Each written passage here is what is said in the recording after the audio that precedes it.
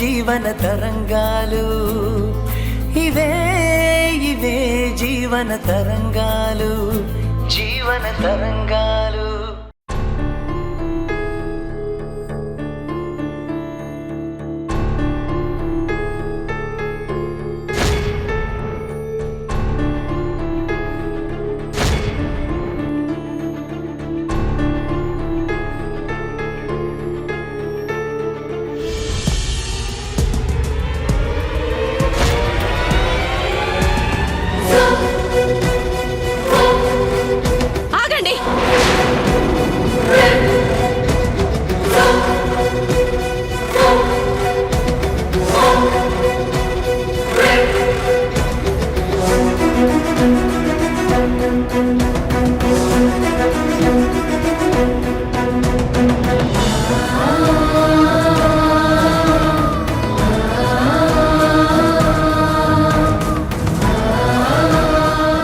ఆహా, నా భార్య మూలంగా ఇంట్లో ప్రతి అరగంటకి ఫ్రెష్ ఎంటర్టైన్మెంట్ వస్తుంది.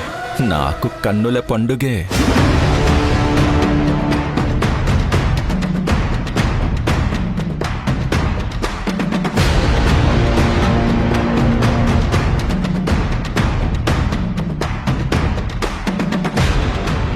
ఇలా రకరకాలుగా మమ్మల్ని చిత్రహింసలు పెట్టేదానికన్నా ఈ విషయం తీసుకొని మా అందరి నోట్లో తలా కొంచెం పోసి మమ్మల్ని చంపి మాకు ముక్తిని ప్రసాదించు.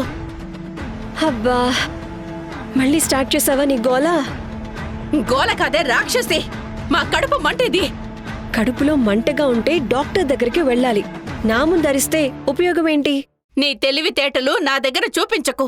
అవసరాలకు మనుషుల్ని వాడుకోవడంలో బాగా ఆరితేరిపోయావే. నేనా? నువ్వు కాక ఇంకెవరు?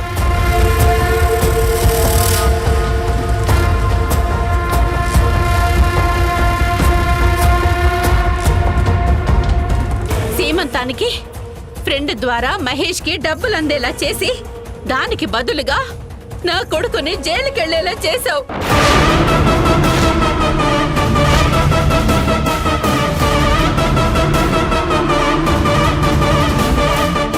వాణ్ణి బలి పశువుని చేశావు.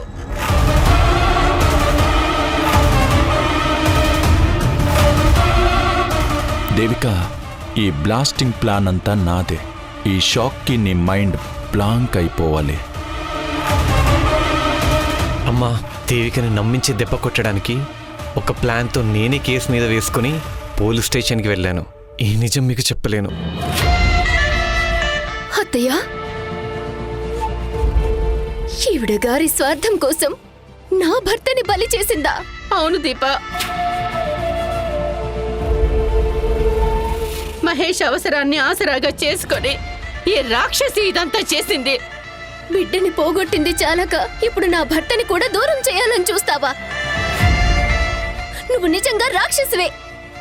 Shut up.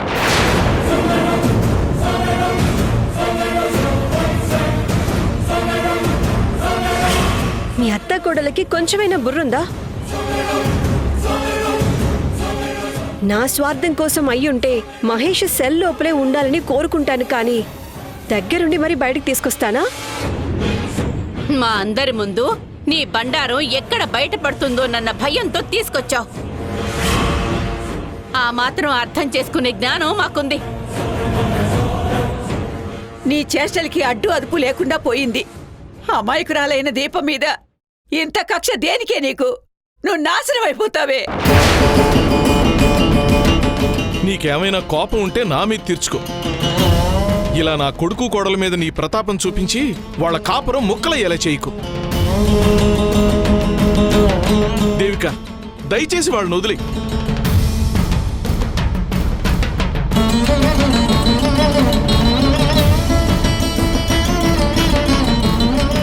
దేవికని చూస్తుంటే ఏదో మాస్టర్ ప్లాన్ వేసినట్టు అనిపిస్తుందే. ఇలాంటి స్వార్థపరురాల కోసమా మీ జీవితాన్ని నాశనం చేసుకోవాలని చూశారు? మీకు కొంచెమైనా బుద్ధుందా?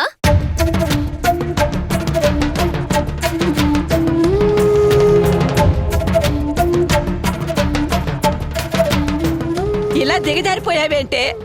ఇంకా ఎన్నని భరించాలి, ఎన్ని ఘోరాలు చూడాలి? ఇవన్నీ నేను చూడలేను. నీ చేతులతోనే నన్ను చంపి ఆగమ్మా.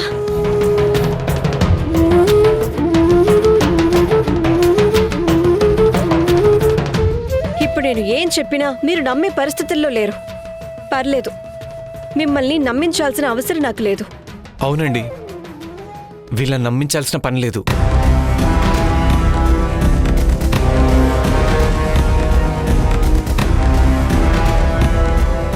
అమ్మా, నిజానికి సీమంతం డబ్బులు నా ఫ్రెండ్ అడ్జస్ట్ చేశాడని ఆ రోజే నీకు చెప్పాను కదా. దేవిక గారు ఇందులో చేసింది ఏది లేదు. అపార్థం చేసుకోకండి. ఈవిడ గారు ఏమేం చేసిందో నాకంతా తెలుసురా. నువ్వేమీ వెనకేసుకొని రావాలని చూడకు. నువ్వు ఆగమ్మా. మీరాగండి. ముందు మీరు నోరు మూసుకొని రండి. ఏయ్, సైలెంట్గా ఉండు. ఎక్కువ మాట్లాడితే బాగోదు చెప్తున్నా. మహేష్, నా మీద నీకు ఏ మాత్రం రెస్పెక్ట్ ఉన్నా ముందు లోపలికి వెళ్ళు. ఛీ! వెళ్ళు మహేష్.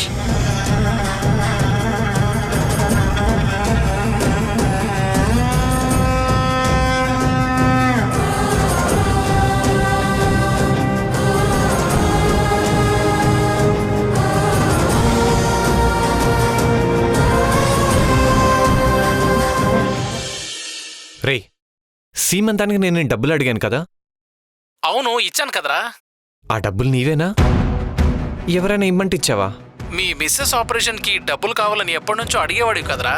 హ్మ్, అలా తీసిపెట్టిన డబ్బులే ఇచ్చాను. ష్యూర్ కదా?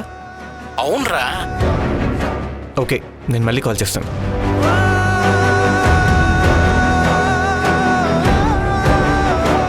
డబ్బులు దేవిక గారు ఇచ్చారని అమ్మ అపార్థం చేసుకుంది. అమ్మలా అపార్థం చేసుకోవడం కూడా మంచిదైంది. అందరూ దేవిక గారిని దూరం పెడితే నేను తనకి దగ్గర అవడానికి ఛాన్స్ ఉంది.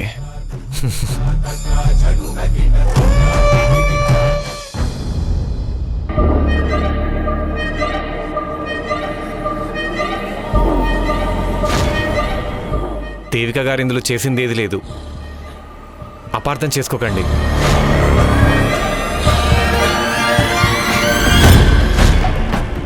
నా స్వార్థం కోసం అయ్యుంటే మహేష్ సెల్ లోపలే ఉండాలని కోరుకుంటాను, కానీ దగ్గరుండి మరి బయటకు తీసుకొస్తానా?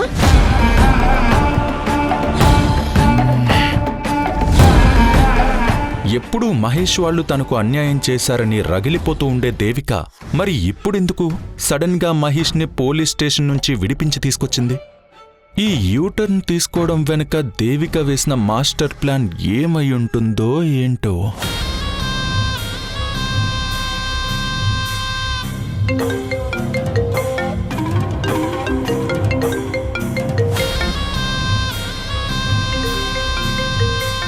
ఈ కన్ఫ్యూజన్ టైంలో ఈ బొక్కడగాడు కాల్ చేశాడేంటి? ఈ టైంలో చేశారంటే ఓ దేవిక మిమ్మల్ని ఎప్పుడు జైలుకి పంపిస్తుందో ఏమో అన్న భయంతో నిద్ర రావట్లేదా ఏంటి?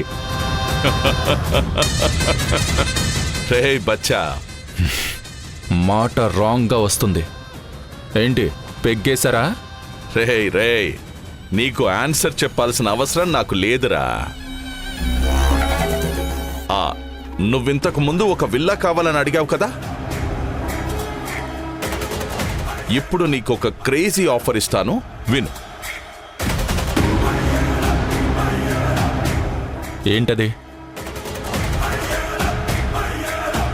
దేవిక కేసు విషయంలో నాకు బాగా కష్టపడి ఫేవర్ చేసినందుకు నీకు గచ్చిబౌలిలో కానీ ముంబైలో అంబానీ ఇంటి పక్కన కానీ ఆ డ్యూప్లెక్స్ హౌసు గిఫ్ట్గా ఇద్దామనుకుంటున్నాను.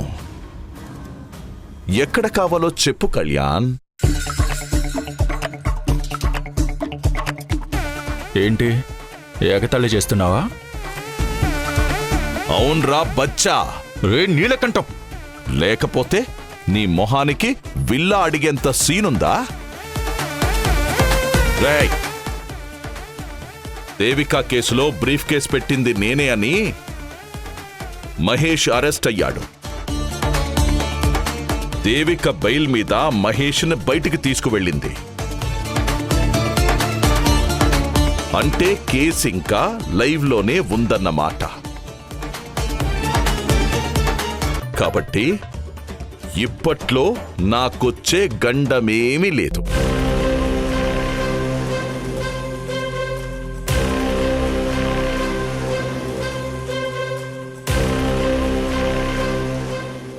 ఒరే బచ్చా,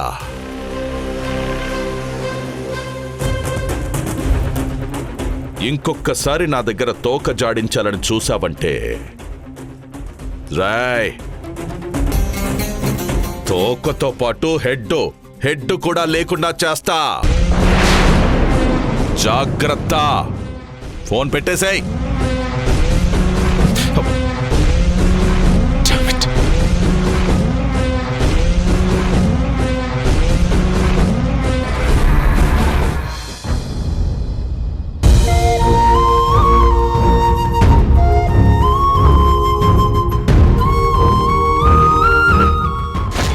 దేవికా గారు సీమంతం కోసం ఫ్రెండ్ ద్వారా మహేష్కి డబ్బులు ఇప్పించారు. అమ్మా, నిజానికి సీమంతం డబ్బులు నా ఫ్రెండ్ అడ్జస్ట్ చేశాడని ఆ రోజే నీకు చెప్పాను కదా. సీమంతానికి దేవిక డబ్బులు అరేంజ్ చేయించిందన్నమాట నిజమా, లేక మహేష్ అన్నట్టు నేనే పొరపడ్డానా? అంతా అయోమయంగా ఉంది. అయినా మేమంటే ద్వేషం చూపించే దేవిక తనే సీమంతం చేయించాలని ఎందుకు అనుకుంటుంది?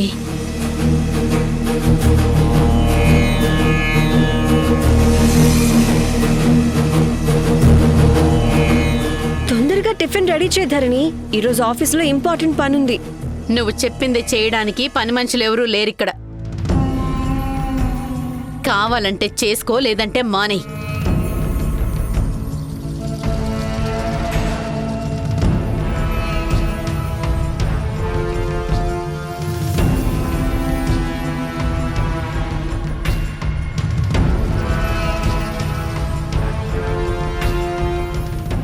అమ్మా, మీలో దీప అంటే ఎవరు? దీప మా కోడలండి. ఇంతకీ మీరెందుకు వచ్చినట్టు? దీప గారితో మాట్లాడాలమ్మా, పిలుస్తారా? Deepa, Deepa. Good morning lawyer గారు. దీపా, లాయర్ గారిని ఎందుకు పిలిపించావు? మీ అబ్బాయికి డైవర్స్ ఇవ్వడానికి.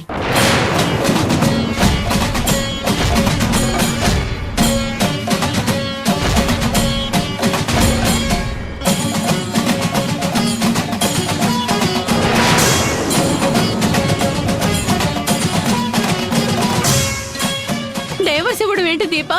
అసలు అలాంటి ఆలోచన ఎందుకు వచ్చింది?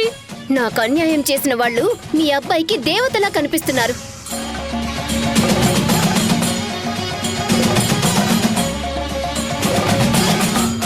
నాకు గర్భశోకం మిగిలించిన వాళ్ళు కాళ్ళు పట్టుకుంటే నేను భరించలేనత్తయ్యా. అందుకే విడిపోదామని నిర్ణయానికి వచ్చేశాను.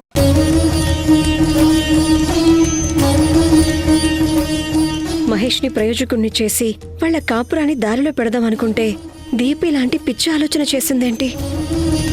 లాయర్ గారు, డాక్యుమెంట్స్ రెడీ చేశారా? దీపా, ఆవేశపడొద్దు. నేను వాడికి నచ్చ చెప్పి ఆవిడ గారి మాయలో నుంచి బయటపడేలా చేస్తాను. అమ్మ దీప, భార్యాభర్తల మధ్య మనస్పర్ధలుంటే కూర్చుని మాట్లాడుకోవాలి గాని ఇలా తెగదెంపులు చేసుకోవడం ఎంతవరకు కరెక్ట్ తల్లి? మహేష్ తప్పకుండా మారేలా నేను చేస్తాను. తొందరపాట్లో ఎలాంటి నిర్ణయం తీసుకోవద్దు. లాయర్ గారు, మా కోడలు తొందరపాట్లో మిమ్మల్ని పిలిపించింది. తను డైవర్స్ తీసుకోవట్లేదు. దయచేసి మీరు వెళ్ళిపోండి. వెళ్ళకండి లాయర్ గారు. పేపర్స్ రెడీ చేయండి, నేను సంతకం పెడతాను. వద్దు దీపా. లాయర్ గారు, ప్లీజ్ మీరు వెళ్ళిపోండి. నా కొడుకు కాపురం విడగొట్టాలని చూడొద్దు. దయచేసి వెళ్ళిపోండి లాయర్ గారు. సరేనమ్మా. కష్టం నష్టం జరుగుతున్నవి నాకు. కట్టుకున్నవాడు తనకిష్టానికి ప్రవర్తిస్తే భరించాల్సిన కర్మ నాకు లేదు.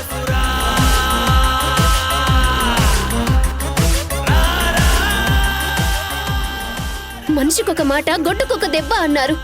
మీ అబ్బాయి మాటలతో మారే రకం కాదు.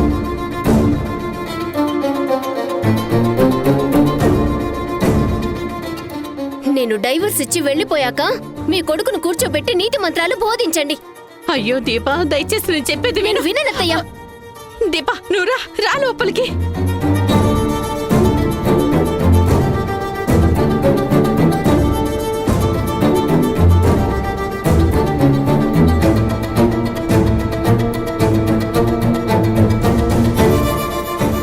ఆగు, ఎక్కడికి ఓ ఎగేసుకుంటూ వెళ్తున్నావు?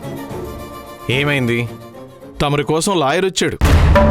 అయితే నీకోసం వస్తారు గాని నా కోసం ఎందుకు వస్తారు? ఈ మధ్య తమరు చేసిన ఘనకార్యాలకి నీకోసమే వచ్చాడు ఈసారి లాయర్. ఒరేయ్, నీ భార్య నీకు విడాకులు ఇవ్వడం కోసం లాయర్ని పిలిపించిందిరా.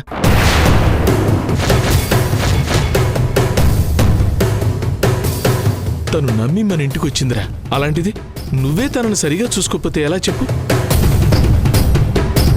ఇదిగో, లోపలికెళ్ళి ఏదో ఒకటి సర్ది చెప్పు. వెళ్ళు.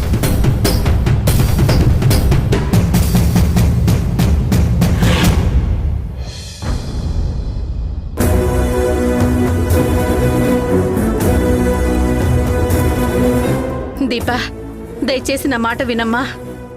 డైవర్స్ తీసుకోవాలనే నిర్ణయాన్ని వెనక్కి తీసుకో. ఆవేశంలో జీవితాన్ని పాడు చేసుకోవద్దు. నా మాట విను. నేను నీకు అండగా ఉంటానమ్మా. ఇంటి పరువు బజార్న పడుతుంది. నువ్వే ఇలా చేస్తే ఎలా చెప్పు?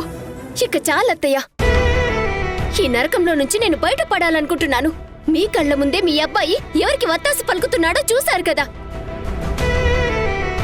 శత్రువు కాళ్ళు కడిగి నెత్తిన నీళ్లు చల్లుకుంటున్నాడు. ఈ ఘోరాన్ని చూస్తూ భరించడం కన్నా నా దారి నేను చూసుకోవడం మంచిది.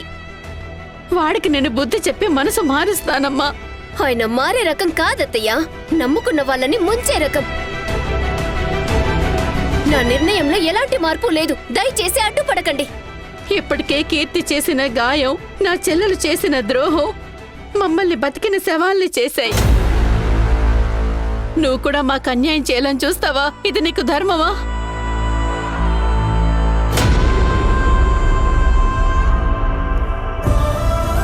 అమ్మా, నేను దీపతో కొంచెం పర్సనల్గా మాట్లాడాలి. నువ్వు కొంచెం బయట ఉంటావా? అక్కర్లేదు. మీతో మాట్లాడాల్సిన అవసరం నాకు లేదు.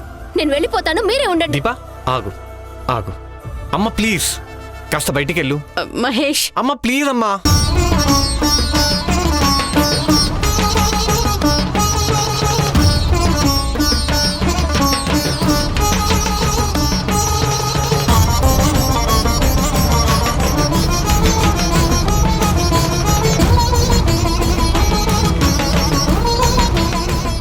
దీప దీప ప్లీజ్ ప్లీజ్ ఆవేశపడకు.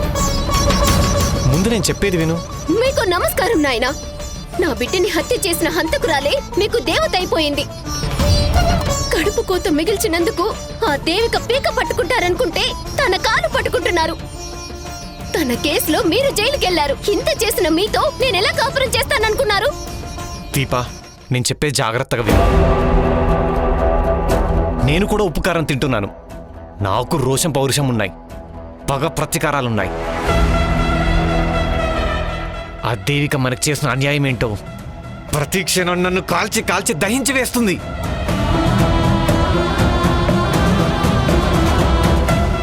నేను ప్లాన్ ప్రకారం పావులు కదుపుతున్నా. ఆ దేవిక మనకన్నా అన్నిట్లోనూ బలవంతురాలు. బలవంతుణ్ణి బలహీనుడు దెబ్బ కొట్టాలంటే తెలివి అవసరం, ఓర్పు అవసరం. ఈ రెండిటితో పాటు అతను చూసి దెబ్బ కొట్టే టైమింగ్ అవసరం. అందితే జుట్టు, అందకపోతే కాళ్ళు అన్న సూత్రాన్ని దేవిక విషయంలో అప్లై చేస్తున్నాను. ఇప్పుడు ఆ దేవిక మనకు అందనంత ఎత్తులో ఉంది కాబట్టి దేవిక కాళ్ళు పట్టుకొని నమ్మించి నేను తనకి దగ్గర అవ్వాలని చూస్తున్నాను. టైం వచ్చినప్పుడు తన కాళ్ళ పట్టుకున్న చేతులే తన పీక పట్టుకొని కసిగా నులిమి నులిమి చంపి మన బిడ్డను చంపినందుకు పగ తీర్చుకుంటాను. అందుకే చెప్తున్నాను, డైవర్స్ అన్న ఆలోచన మానుకో. నీ కక్ష నేను తీరుస్తాను. అబద్ధం. మీ మాటల్ని నమ్మను. ఇంత పగ నిజంగా మీలో ఉండుంటే పోలీస్ స్టేషన్లో కటకటాల వెనుక చిప్పకొడు తినడానికి ఎందుకు రెడీ అయ్యావు? అదంతా ప్లాన్ ప్రకారం చేశాను దీపా, చెప్పాను కదా. వెన్నుపోటు పొడవాలంటే నమ్మిన వాళ్ళే పొడవాలి. అందుకే తన కోసం ఏం చేయడానికి రెడీ అయినట్టు దేవికని నమ్మిస్తే తప్ప మన ప్లాన్ వర్కౌట్ అవ్వదు, మన పగ చల్లారదు. అందుకే తన తప్పు లేదని, బ్రీఫ్ కేస్ పెట్టింది నేనే అని అబద్ధం చెప్పాను. ఆ దేవికని సర్వనాశనం చేయడానికి నాకింతకన్నా వేరే మార్గం కనిపించలేదు దీపా. ఆ దేవికను నామరూపాలు లేకుండా చేయడానికి నేను చావడానికైనా సిద్ధమని నీకు ప్రమాణం చేస్తున్నాను.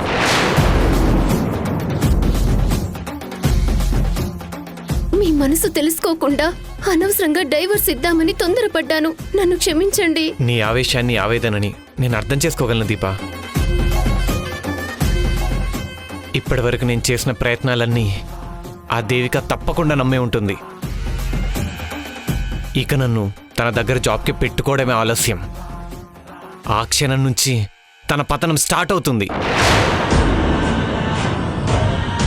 దీపా, నిన్న దేవికతో కీర్తి పెళ్లి విషయంలో నువ్వే మాట తీసుకొని పెళ్లి కొప్పించావని నిజం చెప్పాను. అయ్యో, ఎందుకు చెప్పారండి? ఆవిడ గారు ఊరికే ఉండకుండా అత్తయ్య గారితో నిజం చెప్తే ఇంకేమైనా ఉందా? మన పరిస్థితి పెనం మీద నుంచి పొయ్యి మీద పడ్డట్టయింది. నువ్వు భయపడకు. ఈ విషయం ఎవరితో చెప్పొద్దని దేవిక గారే నాతో చెప్పారు, కాబట్టి టెన్షన్ అక్కర్లేదు. ఒక రిక్వెస్ట్ దీపా, దేవిక మీద పగ తీర్చుకోవడానికి నాకు నీ సపోర్ట్ కావాలి. ఏమంటావు? తప్పకుండా సపోర్ట్ చేస్తాను. థ్యాంక్స్ దీపా. మన ప్లాన్లో భాగంగా నువ్వు నాతో డైవర్స్ కోసం గొడవ పడుతూనే ఉండాలి. అప్పుడే నేను దేవికి దగ్గరయ్యే ఛాన్స్ ఉంది. అందుకే డైవర్స్ డ్రామాలో భాగంగా మనం ఇప్పుడు గొడవ పడుతూనే ఉండాలి. సరేనండి. ఇంకొక ముఖ్యమైన విషయం, దేవిక మనల్ని టెస్ట్ చేయడానికి ఎలాంటి మాస్టర్ ప్లాన్ వేసినా దాన్ని నువ్వు వెంటనే క్యాచ్ చేసి తెలివిగా అడ్డుపడాలి. ఓకే మహేష్.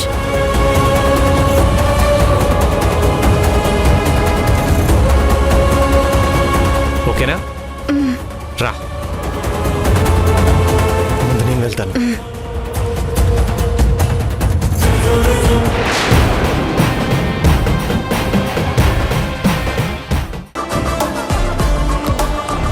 మీరు చెప్పే వాటికి తగ్గ ప్రూఫ్స్ దొరికే వరకు మీ మీద సస్పెన్షన్ కొనసాగుతుంది.